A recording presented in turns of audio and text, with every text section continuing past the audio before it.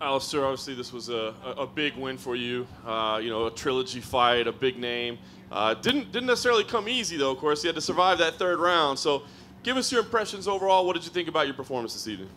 Well, I'm very proud. I believe that the first 2.5 rounds, yeah, I was dominating, picking my shots. The third round was not too clean, a little bit actually, if I'm honest. A lot of respect to Fabricio. His striking is improving with every fight, it seems. He's a tough opponent. He's there to fight. I clipped him a couple times hard. I cut him. I rocked him. He rocked me. You know, when you fight a caliber as Fabricio, you know it's not gonna be easy. And I think in the second fight he outstruck me. I out-grappled him. I had that victory. And in this one, yeah, to me, I was controlling the first 2.5 rounds.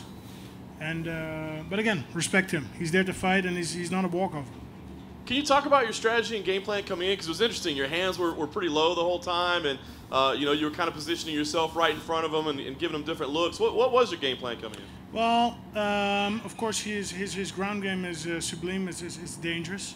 Once he gets you to the ground, he has excellent control. There's submissions there. There's ground and pound. I didn't want to give him that to him. So hands were a little bit lower to block the shot.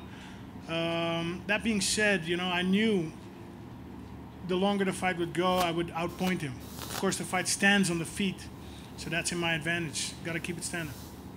And we didn't get a chance to see it, but we're watching the internet here. I guess Dana just did the post-fight show, and he said, listen, appreciate that Alistair saying he deserves a title shot, but that's not the type of performance that earns you a title shot. Can you appreciate that, you know, going to a decision like that, not being title-worthy, or do you feel like he might be wrong with that assessment?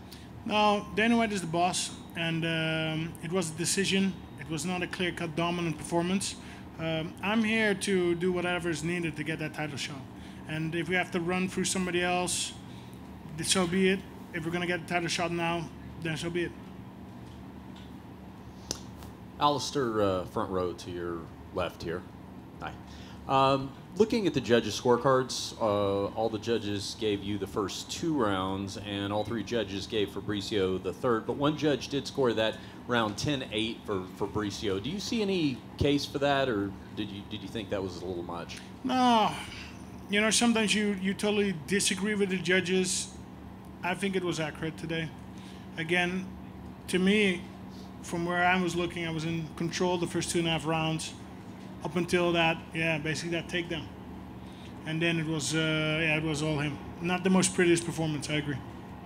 Now, we were just talking about possibilities of a title shot for you. You know, looking at the heavyweight landscape and the rankings, either due to injury or somebody being booked with somebody else already, if you don't get that title shot, that's probably got you fighting someone ranked pretty significantly below you at this point. Would you be okay with that if you're not offered that title shot?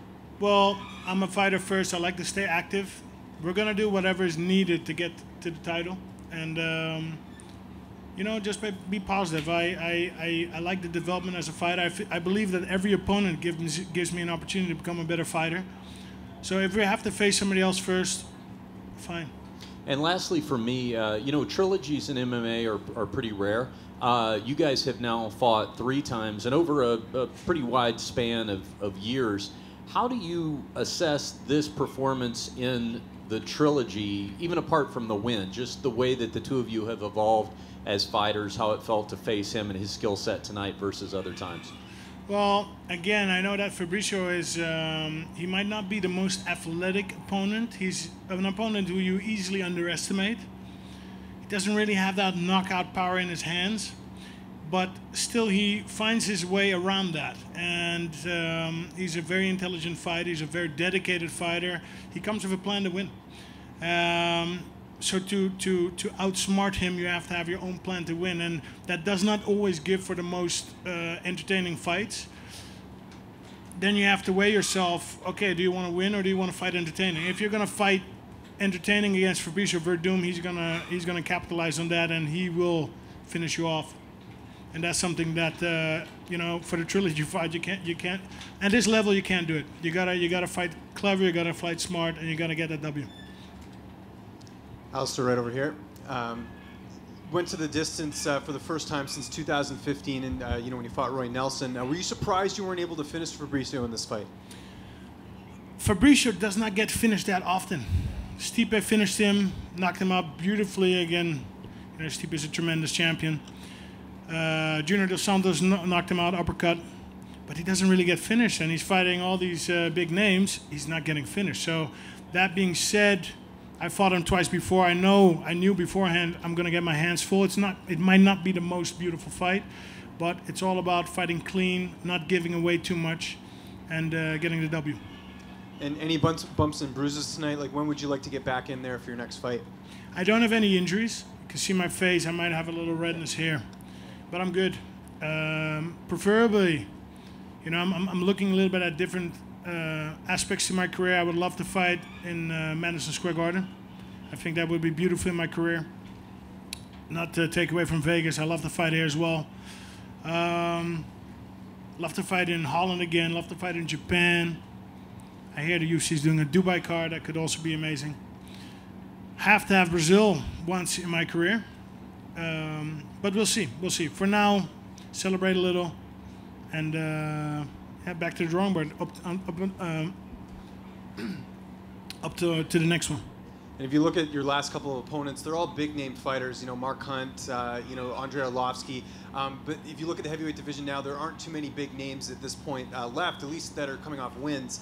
Would you want to fight like a Curtis Blades, like a prospect, or are you looking to fight someone like Derek Lewis, even though he's coming off a loss, but he's a bit of a bigger name?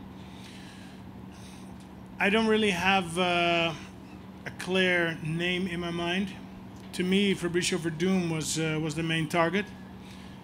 Stipe Miocic, I got something to set right with him. I think my my hand is shuffled differently this time, but let's see what happens. Alistair, congratulations. Can you talk about just having the mindset of coming into this fight, though? Because what you're describing is that you know that Fabricio is hard to put away, and yet if you don't finish him, then you know you have Dana White saying that this wasn't impressive. This wasn't the fight that will get you to a title shot. So you're facing the toughest guy, but even if you beat him and you survive a third round, then you're not getting a title shot. Were you aware of all that coming in, and what kind of effect did that have on your mindset? Well, to me, I knew if I fight my fight, either the knockout will come or it won't. If you pursue too much, you're going to fall in one of Fabricio's traps. That was my thought process going into this fight. I knew it was going to be a hard cookie to crack. But it was more about fighting my fight, and if the knockout comes, it'll come. And yeah, the same. We're going to see what's next on the path. And not that this had any effect on the fight, but I was just curious. I wanted to ask you about, he does some weird things. He likes to play a little bit of mind games. He did that after the first round where he kind of did like a karate stance at you when the round ended. And then there was at one point where he kept on looking, it seemed like at your lower leg, and then looking up at you. And then you started doing it. Like you started to point at his legs or something. Do you remember that? And what was going on there? Well, Fabricio likes to play mind games. Again, he's I view him as one of the more intelligent fighters. It's all to get in my mind. Again, I've been battling him for 11 years. He's one of my rivals. Yeah, and if you're going to do that mental game, I can do that as well. Compared to over here to your right, you're right. Compared to the fight in Strikeforce, how would you rate it compared to that? How would you rate this fight compared to that one? That one was a clean one as well. I do believe that I was very dominant in that performance. I believe I was very dominant in this performance, except for the last 2 minutes of the third round.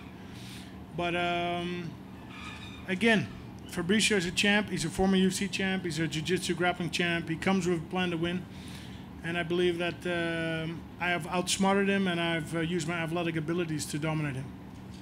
So you just said you'll do whatever is needed to earn that next title shot, but you only have a finite amount of time here. You know, you're in your late 30s, and you don't have forever to fight. How long would you be willing to?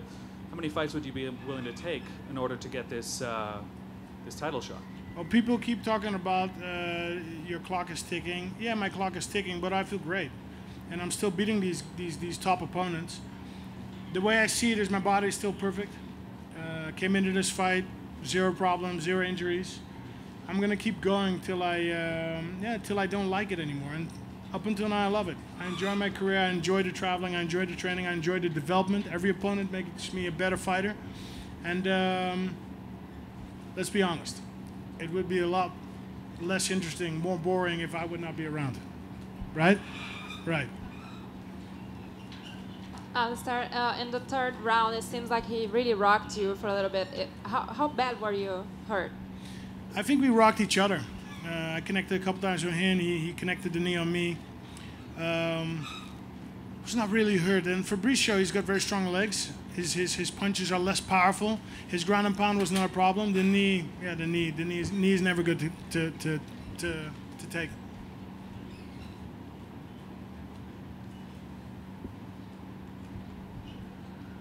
Never want to get kneed in the face in a UFC fight. Alistair, congratulations. It seemed to me like maybe the big winner tonight was Francis Ngannou, because now he's fighting JDS next, and maybe they won't give you the title shot. Would you be okay with that? Do you think he's done enough if he beats JDS to get a title shot? Well, I respect Francis, but to be honest, I don't believe he's going to get past JDS.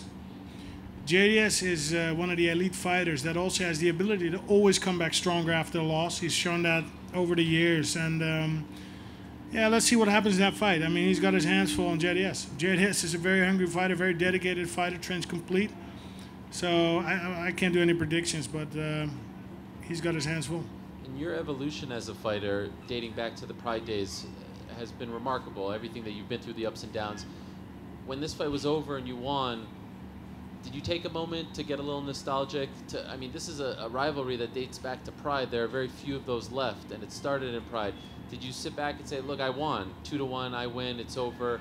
This story kind of, you lost that one, you came back in Dallas. Did you have a minute to sit back and sort of appreciate what this closure means to you? Not yet. Not yet. I showered. Now I'm sitting here. After this, we're gonna have something to eat. Not digested it yet. And why did you go back to the sushi before the fight? Why did you play with fire like that? Just 2 pieces. Just 2? Okay. And My favorite. Were you okay? Otoro. Were you okay?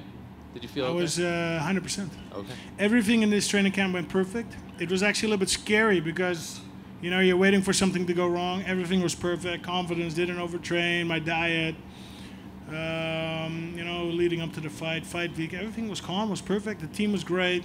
No rotten apples. So, happy. One last one for you. How do you feel about Gokhan Saki coming to the UFC, and how do you think he will be able to do, considering he doesn't have a lot of MMA experience?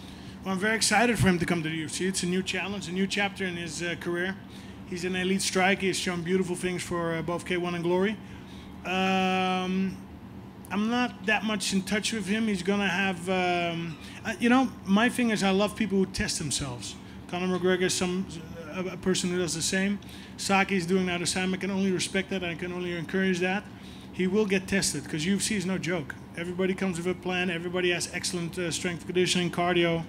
And we're going to see what he's made of. And that whole testing thing is, I can only applaud that. There's, when you come from another discipline and you come into UFC, I hope he doesn't underestimate it because it's going to be tough. He will get tested. Everybody gets tested in the UFC, sooner or later. Congrats.